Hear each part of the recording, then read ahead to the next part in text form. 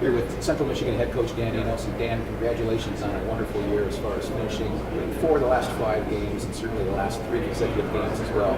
Talk about how important that was for you with regards to finishing the year strong and getting this bowl invitation. Well, it was very important for our football team to finish strong, and we felt we had a good, solid football team the entire year, and we ran up against some very good football teams in the midst of our schedule, and we thought we played well, and we thought we were getting better. So we just felt it was very important to stick to the task and not waver from our plan, and we didn't do that. And I have to really give a lot of credit to our seniors, the leadership that we got from that group. And as you mentioned, we were able to win 4 of our last 5 games, and every game that we won, you could just feel our team gaining more confidence and getting stronger. And I thought our entire staff and I thought our players did a great job. And these will be life lessons they can carry on with them for the rest of their life, to deal with adversity, to face your adversity head on and fight through it. And we did that, and we're very proud of our football team. Throughout the course of the year, you faced 5 teams that are going to bowl games. You're having a win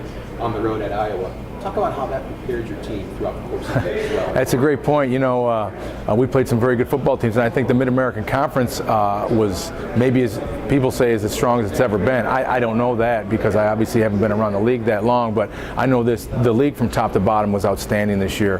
There's very, very good teams, very outstanding coaching, and obviously in our conference play against other opponents, we fared very well. And so the league was very tough, and it came down to close games. As I've always said this, the difference between the teams in the MAC, there's very slight margin for error every week, and this year was no different. But playing those teams early, I think beating Iowa and playing some of those other teams real close and tough, I think our team gained some confidence throughout those games. And obviously in those other games that we won, we just really focused on our team about finishing the game, and we didn't do that in some of those other games. And I think we learned how to finish a little bit, and we're learning how to win.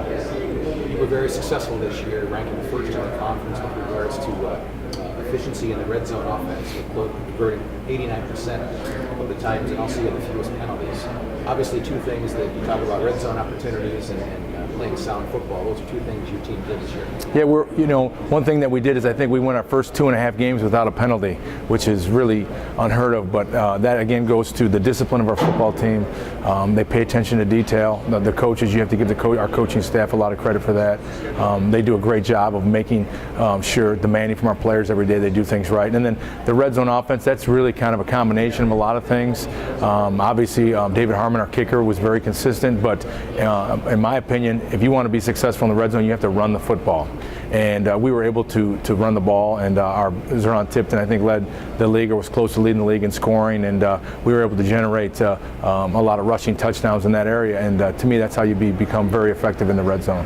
And you talk about Zeron. Obviously, he tied for first in the conference with 19 rushing touchdowns, almost 1,400 yards, 4th overall in rushing in the conference. Talk about this young man from Detroit and what he's meant to your offense. Well, we've been waiting for this type of year from Zeron since I got the job. Last year, his season was really cut short due to an injury in our second ball game at Kentucky. He had a foot surgery, so we really basically missed the entire year last year. But Zeron's a guy we knew had this type of ability if he could stay healthy and put it together, and he had a great year. He finished 4th in the league in rushing, as you mentioned, but didn't have probably as many carries as a lot of the guys because we try to stay balanced. We use other backs, but Zeron was a guy that I think averaged close to 6 yards a carry on the year. And again, he can run inside. He gets the tough yards and the goal line, short yards, but he also has tremendous speed and vision and has a chance to obviously create explosive plays as well.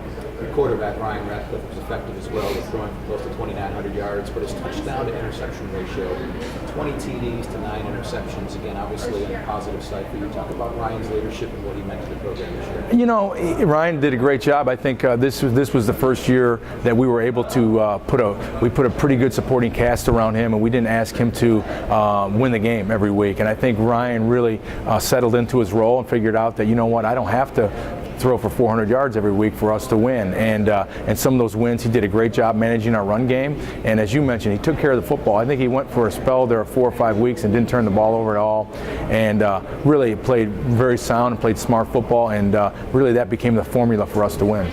I'll have to ask as well about a 3-year starter and one of your seniors, offensive lineman Eric Fisher. this week being named to 2 All-American teams. Yes. SI.com second team and also AP All-American third team. Talk about Eric, his leadership and what he's meant for you this year. And it's nice to see an offensive lineman getting the accolades. Well, he deserves it. You know, Eric's a guy, again, from the Detroit area.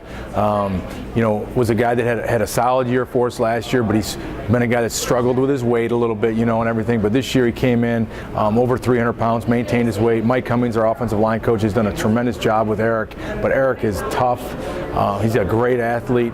He's going to be drafted very high. We expect on draft day. But more importantly, he loves his teammates. He loves to play, loves to compete, and he's really been the anchor for that offensive line, who we feel is one of the best in the league.